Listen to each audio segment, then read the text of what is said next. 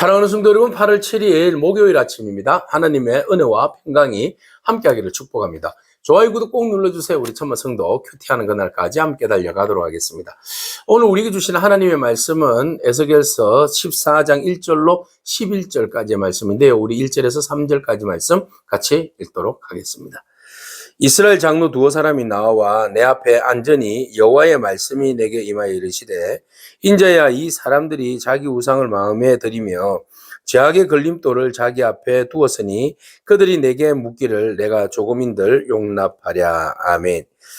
거짓 선지자들의 활동, 남자와 여자가 구분 없이 모두가 다 거짓된 선지자의 활동을 하게 됩니다. 그래서 그들은 사람들을 영혼을 사냥하며 또 올까매고 거짓된 점괘로 사람들의 영혼을 완전히 미혹하여서 하나님에게서 마음을 떠나게 합니다. 그리고 우상 숭배에 빠지게 해서 결국은 그 영혼들이 다 죽음을 당하게 되는 그런 어처구니 없는 일들을 바로 이 거짓 선지자들이 행동을 취하고 있는 것이죠.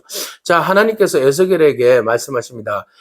오늘은 그 장로들이 에스겔을 찾아왔습니다. 그래서 그들이 왜 찾아왔는지, 아무래도 장로들이 이제 우리가 백성들의 대표이니까 우리가 언제까지 여기에 있어야 되겠습니까? 하나님께서 우리를 언제 회복해 주시겠습니까? 이런 이제 신앙적인 이야기를 이제 신탁을 묻기 위해서 온 거 아니겠습니까? 그래도 그나마 그들 가운데서 에스겔이 좀 신령한 어떤 하나님의 선지자이면서 제사장이라고 생각했기 때문에 찾아온 것이지요.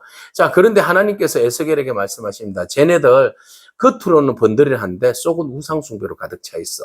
그것은 바로 그 우상숭배로 마음의 우상을 드리고 있으며 죄악의 걸림돌을 자기 앞에 두고 있는 자들이야. 그래서 내가 그들에게 얼마만큼 이야기를 해줘야 될까? 내가 조금인들 그들에게 대해서 이 사실에 대해서 용납해야 될까? 그들은 지금 장로들인데 어떻게 하면 좋겠냐? 이렇게 이제 물으시는 거예요.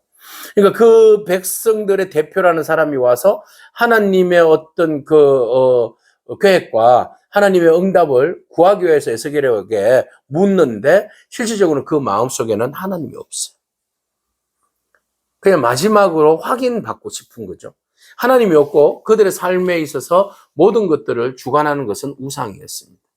그래서 우상 수요가 얼마나 많은지 온갖 곳으로부터 자기가 필요한 어떤 욕망에 대한 응답을 구하기 위해서 우상들을 찾았던 것이죠. 그렇다면 하나님도 그 우상의 일부분이 되는 거죠. 그죠? 하나님들, 우리가 이야기하는 무소부재 하나님, 전지전능하신 하나님, 오직 유일하신 하나님. 우리는 그렇게 이야기하지만 시대적 상황에서는 하나님은 원오브댐이었다. 그들 중에 한 신들 중에 한 분. 이 정도로만 해석하게 되는 거죠. 그래서 이스라엘 백성들의 부족이시는 하나님이니까 하나님께서 여기도 계신다고 하니 우리는 예루살렘에만 계신 줄 아는데 여기도 하나님이 계신다 하니 그러면 하나님의 뜻을 한번 물어봐라. 우리를 언제 회복시켜 주시려는지, 우리가 언제까지 여기 있어야 되는지. 물으면 좋다 이거예요. 그러나 신실된 물음이 아니라 그들이 다른 생각들이 그 안에 차고 들어가 있으니까 거짓된 물음, 그리고 그 안에 있는 자기들의 우상숭배 가득하다. 그 말은 자기들이 생각하고 있는 어떤 물질관이라든지 부요, 이것을 손해보지 않기 위해서 어떻게 하든지 그것을 인정받고 싶어서 하나님의 뜻과 하나님의 때를 구하는 거 아니겠습니까? 그죠? 그들의 생각은 다른 데 있어요. 하나님 나라를 이야기하는 것 같지만 그 속에는 온갖 우상숭배들로 가득 채워져 있다라는 겁니다. 그래서 그들의 그 어떤 요구사항에 대해서 하나님 거절하고 싶다는 거예요. 그래서 이스라엘 족속 중에 그 우상을 마음에 들이며 죄악의 걸림돌을 자기 앞에 두고 선지자에게로 가는 모든 자에게나 여호와가 그 우상의 수요대로 보응하겠다. 그래서 그 거짓 선지자들에게 가는 그 모든 사람들의 그 우상 수만큼 내가 보응하겠다.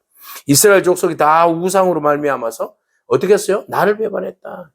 하나님을 다 배반한 거예요. 저마다 다 하나의 한 개씩 우상을 다 만들어서 눈에 보여지고 손에 쥐어지니까 그렇게 그들은 우상을 숭배했던 것이죠.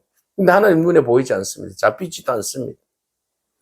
그러니 그들이 눈에 보이지도 않고 형이상학적인 하나님을 구하니 차라리 손에 잡히는 우상이 낫다라고 생각했던 것이죠.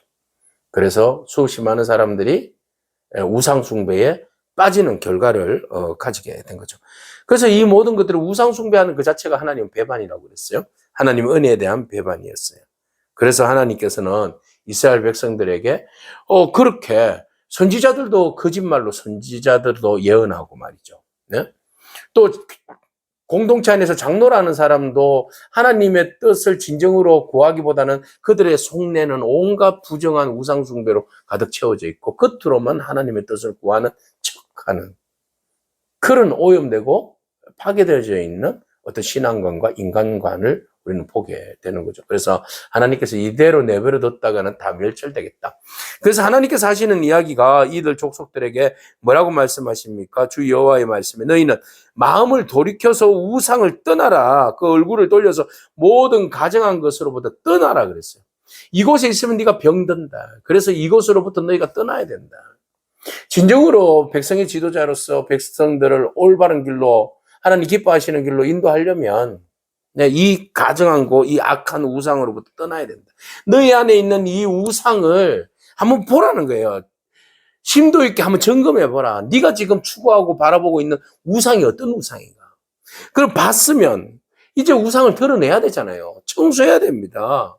그리고 그 마음, 찢어지고 갈라지고 상처 있고 때 묻어 있는 우상으로 질기질기 밟혀 있는 그 마음을 하나님 앞에 올려드려라. 하나님 치료해 주세요. 라고 말이죠.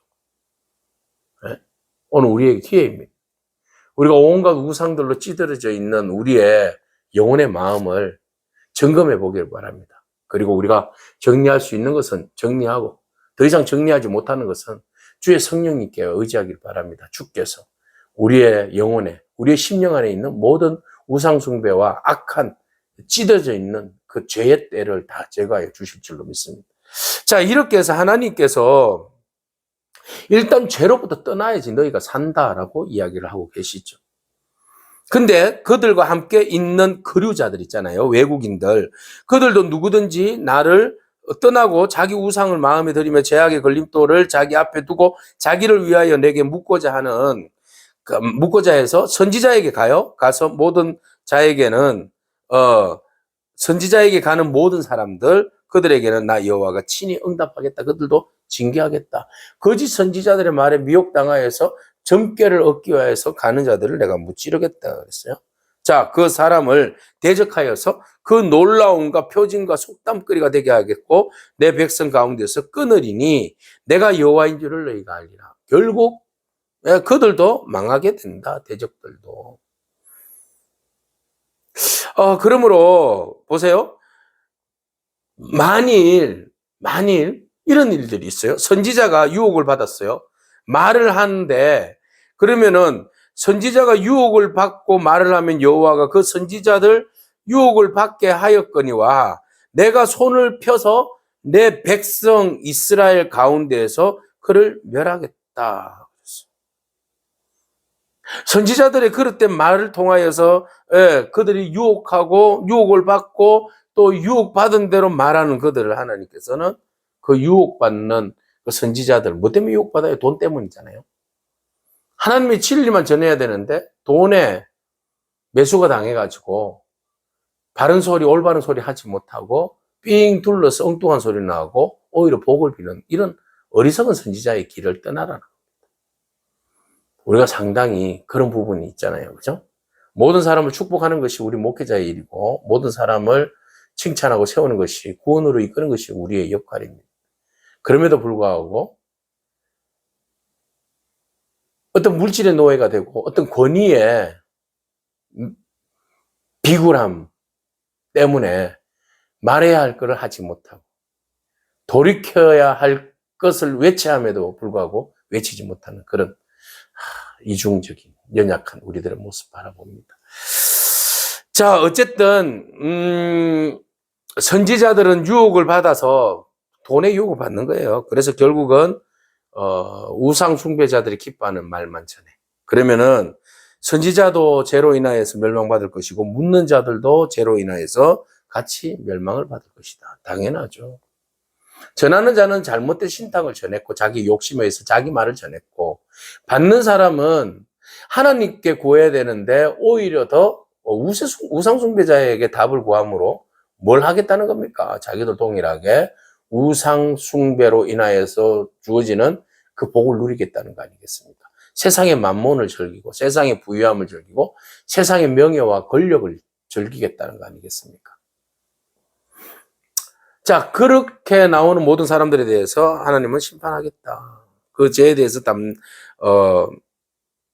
죄악을 담당하겠다. 이는 이스라엘 족속이 다시는 미혹되어서 나를 떠나지 아니하게 하며 다시는 모든 죄로 스스로 더럽히지 아니하게 하여 그들을 내 백성으로 삼고 나는 그들의 하나님이 되려 함이라. 주 여호와의 말씀입니다. 자, 하나님의 마음과 솔직한 심령은 여기에 있어요. 하나님 이스라엘 백성들 이렇게 잔혹하게 심판하는 이유가 뭘까요? 그것은 그 심판을 통하여서 회개의 기회를 주는 거죠. 예, 징계는 관계를 회복하는 데 있어서 시작이에요. 그러나 죄는 관계를 무너뜨리는 거잖아요. 그죠? 그러니까 관계가 무너졌는데 하나님께서 그 무너진 관계를 다시 회복하기 위해서 그들의 징계를 통하여서 다시 돌아오게 하셨다. 그래서 언약의 관계가 다시 이루어지게 되는 것이죠. 그래서 하나님은 우리에게 죄로 인하여서 회개할 줄도 모르고 오만하여서 오로지 그냥 우리 안에 우상을 채우고 우상의 그 합리화를 내세우는 그런 우리들에게 끝까지 참으시고 인내하시고 마지막까지 우리가 한 명이라도 돌아오기를 원하시는 하나님의 마음을 오늘 우리가 읽고 있습니다. 여러분 어떻게 하든지 우리를 죄를 짓게 하는 우상을 버리시기 바랍니다. 오래 참고 기다리면서 회개하여서 하나님께 돌아오기를 원하시는 그 하나님의 솔직한 그 마음을 우리가 가슴에 새기고 우리가 주변에 있는 사람들을 마지막까지 주님 오시는 그날까지 우리가 복음을 전하는 사역들을 멈추지 않는 그런 저와 여러분이기를 축복합니다. 아멘. 기도하겠습니다. 주님 감사합니다. 우리 안에 있는 마음속에 있는 수없이 많은 우상들을 제거할 수 있는 능력을 다하여 주시옵소서. 오직 예수 그리스도의 보혈의 피로 바르고 뿌리고 덮음으로 인하여서 오직 우리의 마음을 점검하게 하시고 우리 마음속에 있는 모든 죄악들을 예수의 보혈로 정결하게 청소하게 하시고 또 우리가 하나님 기뻐하시는 뜻을 따라서 우리의 몸과 마음을 하나님 앞에 드리기를 원합니다. 주님, 이런 저희들을 불쌍히 여겨주셔서 항상 우리의 마음속에 성령으로 채워주시고 우리의 마음이 하나님의 영으로 충만하게 하옵소서. 하나님, 우리의 영혼을 붙들어 주셔서 죄로 싸워서 이기게 하여 주시되 우리가 먼저 선 자로서 하나님 우리가 먼저 하나님 말씀을 받은 자로서 연약한 지체들을 바로 세우고 바로 이끌어낼 수 있는 그런 진리가 우리 안에 차고 넘치도록 주님 축복하여 주옵소서. 예수님의 귀하신 이름으로 기도합니다. 아멘. 오늘도 믿음으로 승리하길 축복합니다.